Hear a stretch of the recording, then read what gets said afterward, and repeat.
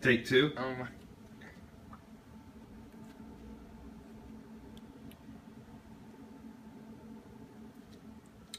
Charles Montaldo, a writer at About News, wrote that juveniles are underdeveloped and immature, particularly in the part of the brain that dictates reasoning, controls impulse, and judgment. But 22 juveniles have been executed since 1973, which leads me to my question. Should the death penalty be imposed on juveniles? No, the death penalty should not be imposed on juveniles because they should not be held accountable for the crimes they commit as compared to adults. And it violates the 8th Amendment, but I'll get to that later. The brain. Everyone knows that the brain controls everything that we do. The brain sends signals down to our body and it controls us. Well, according to studies done by the Harvard Medical School, the National Institute of Mental Health, and the UCLA's Department of Neuroscience fields, the frontal and prefrontal lobe of the brain aren't developed completely in minors. Right here we see the frontal lobe of the brain. This controls impulse and judgment. Well, this part of the brain won't start developing until you're 18, won't completely develop until you're 24.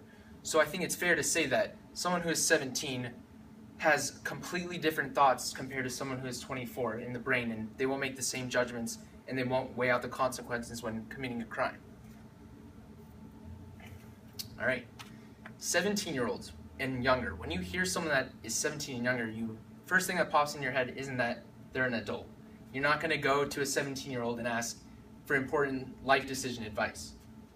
17-year-olds can't, 17 and younger, they can't buy cigarettes, they can't get a tattoo without a parental consent, and they must attend school. The coolest thing about being under 18 is when you turn 17, you can get into a rated R movie without your parent, or without having to sneak in.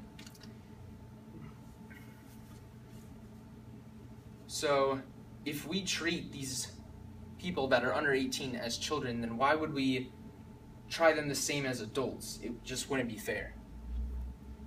According to the Cornell Law School, the 8th Amendment says that the federal government can't impose excessive bail, excessive fines, and cruel and unusual punishment, which includes torture. Well, in my opinion, sending anyone to the death penalty is cruel and unusual, but sending someone who we consider a child is just extreme. That's too much.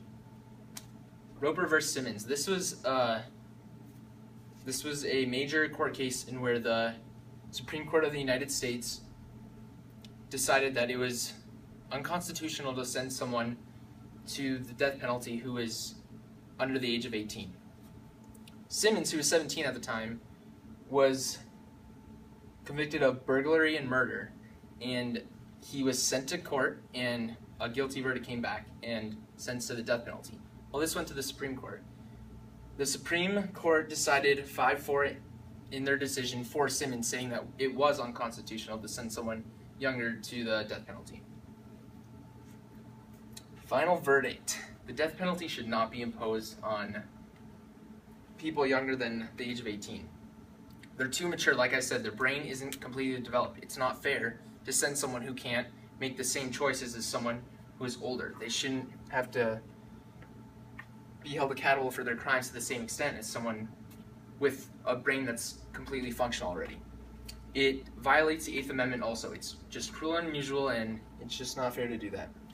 And I'll leave you with this. If you still believe that the death penalty should be imposed on juveniles, your mind would change instantly if it was your closest friend or even your child.